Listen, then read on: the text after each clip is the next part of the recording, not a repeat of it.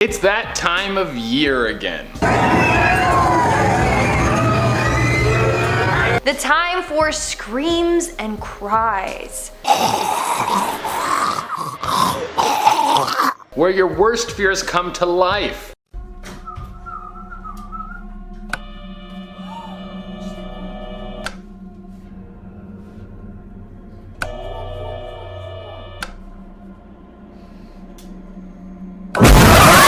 It's spooky season, folks, and what better way to kick it off than with Halloween urban legends? So let's get right on into it. Coming in at number 10, we have the poison candy myth. The scariest urban legend is that there are people out there that put poison in candy. We all have heard stories about razor blades, needles, and even glass being in kids' candies, and that's why parents have always checked candies before being consumed. There have been so many cases of people all over the world of people deliberately wanting to harm children by hiding harmful things inside their Halloween candy, such as Ronald O'Brien, who was nicknamed the Candyman. He intentionally spiked his 8-year-old son's pixie sticks with cyanide in order to claim a $20,000 life insurance policy. So please do us all a favor and check your kids' candy to see if it has been tampered with and make sure that they are safe. Moving on to number 9, we have the toxic tattoos. But before I go any further, you know the drill. Please hit that like button, hit that subscribe button. Come on, help us out. As a kid, I remember being so excited whenever I got temporary tattoos. I always felt so cool and grown up wearing them. But since the 70s, there's been an urban legend going around about these temporary tattoos. Legend goes that drug dealers were putting LSD into them. Why? Well, this was a plan to get kids hooked on the drug and keep them coming back for more. People were so concerned that this was real that schools sent parents notices warning them of this. They were said to look out for tattoos in the shapes of blue stars or popular characters like Mickey Mouse or Bart Simpson.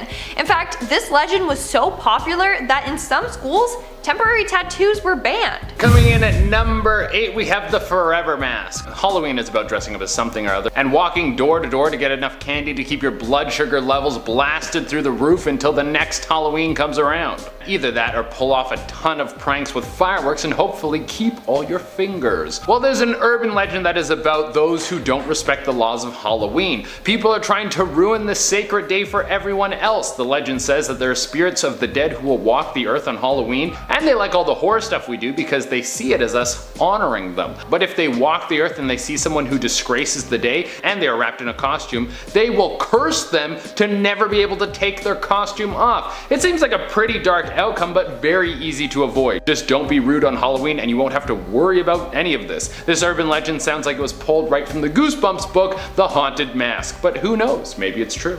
Making our way down the list at number 7, we have the initiation.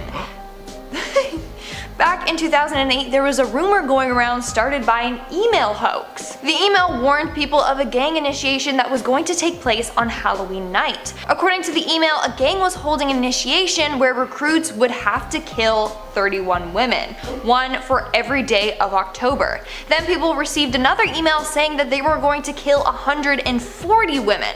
So it was advised for women to stay home, stay safe, and to lock their doors.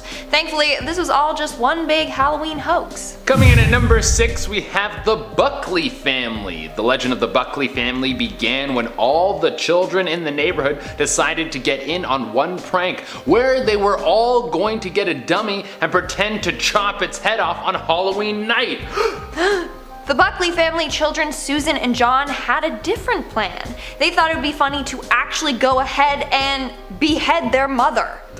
So when trick-or-treaters came to the door, they got an axe and murdered her. Soon after, the police were called, and by then the children were long gone. Coming in at number 5, we have razor blades and apples. This is an urban legend that has been around for an insanely long time. You know how this urban legend has been around forever? Because it involves people giving out apples on Halloween. If you get an apple from some house on Halloween, you know that house is being sus and they need to be booted off the block. What kid wants to enjoy a nice Granny Smith when he could be eating a Mars bar? Do you want to feel like you're blasting into space, or that you're getting told a long story from your gran? One of those sounds way better than the other one. But if you don't know this urban legend, legend, it's very self-explanatory. Apparently some psycho was pushing razor blades into apples and then giving them to kids. So when kids would bite into them, they would slice their mouth open. A horrible thing to think about, but also very easy to remedy. If you get given an apple to eat on Halloween, you can take it and then just throw it into a field. Then you don't have to worry about anyone putting any strange things into your food, and you don't have to worry about eating an apple that has a razor blade in it. I mean, Halloween is a holiday that's all about high fructose corn syrup. Coming in at number 4, we have the sacrifice. I think we have all heard the superstition surrounding black cats. It's believed to be bad luck if a black cat crosses your path on Friday the 13th. Black cats have been associated with bad luck and witchcraft for ages, so it's not surprising that there's tons of creepy urban legends surrounding them. So this next urban legend claims that on Halloween, satanic cults roam the streets looking for black cats to sacrifice. As a result, families were warned not to let their cats out on Halloween. In fact, because of this legend, some animal shelters prohibit you from adopting black cats on or near Halloween. Taking our number 3 spot, we have the Hanging Man of Halloween. All of us have been to a Halloween store and seen certain decorations that have scared us by looking so realistic. Like Spirit Halloween, the ones that you like press and they pop out of you, those ones terrify me, but I also love them. Well, this urban legend states that certain Halloween decorations that people put up of bodies or mannequins hanging from houses and trees are actually real, dead, rotting corpses done by either suicide, murder, or even accidental deaths.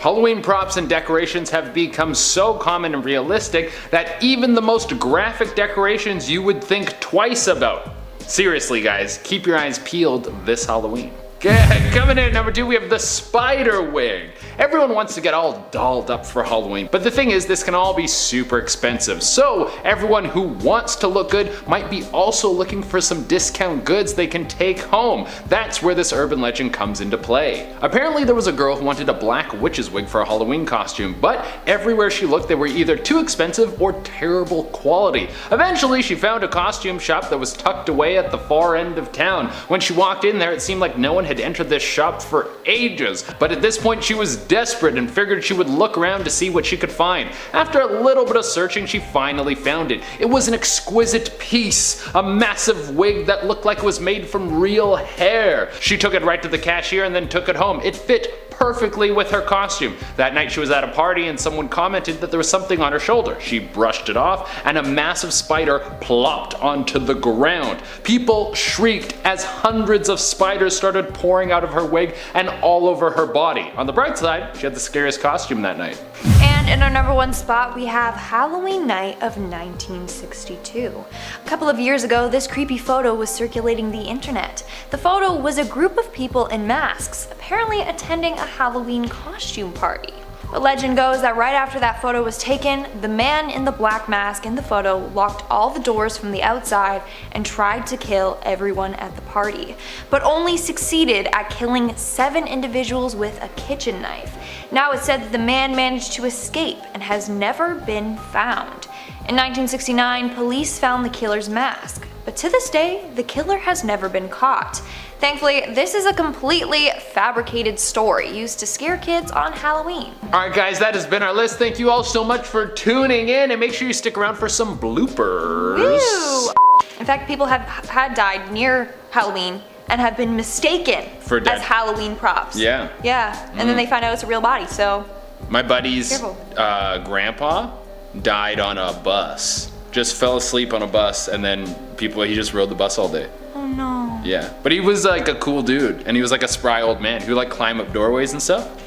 And he just kind of like lived a dope life and then just fell asleep on a bus and died. It's kind of cool. Okay, sure. Seriously, who gives apples? There was this one person that I went to, and they made caramel popcorn, and it was just in a bowl, and they were literally just and dumped it into the bag. Ugh. I wish I was making that Disgusting. Disgusting. It was an older man, but it's like, just skip it. Just skip Halloween. don't. If you're not gonna get me a mini chocolate bar, then get the fuck out. Do you like the chocolate or the chips? Chocolate or chips? Yeah, which one? do I prefer? Ooh, I think I prefer chocolate over chips. What about chocolate over candy? Like, chocolate is the king. I meant like, you know, like the gummy stuff. Oh yeah, no, I think chocolate is the best. Oh, is the best? I think mini chocolate bars, like a mini Snickers or something, is like, that's the best. I'm hungry. Landon better give us some candy? for Halloween. I know I'm trying to be a skinny bitch. Oh, well, you can give it to me then. Okay. If he comes in with a little little trick or treat going around the little studio. Okay, sorry, I'm getting distracted. I have lipstick all over my teeth. It's okay. It's the end of the day. We're tired. Lipstick on your teeth. Me. I was gonna say, you know how the R.L. Stein got the inspiration for that book? Nope. He actually, his son on Halloween was wearing a mask and he literally couldn't get it off his face. Oh, and yeah? the son was panicking. Yeah, so that was the inspiration behind it. And for some reason, the mask was just like, stuck. yeah, I don't know. They did obviously get it off, but that was his inspiration. No, his kid died. But that is Whoa. Dark outcome. And he was like, I'll write a book about this. All right, I've been your host, Lindsay Ivan. And I've been your host, Jade Arena. Make sure you like, comment, subscribe, and hit the little notification bell. You gotta do that again. Okay. And I've been your host, Jade Arena. Make sure you like, comment, subscribe, and hit the little notification bell. And I'll see you when I see you. Bye.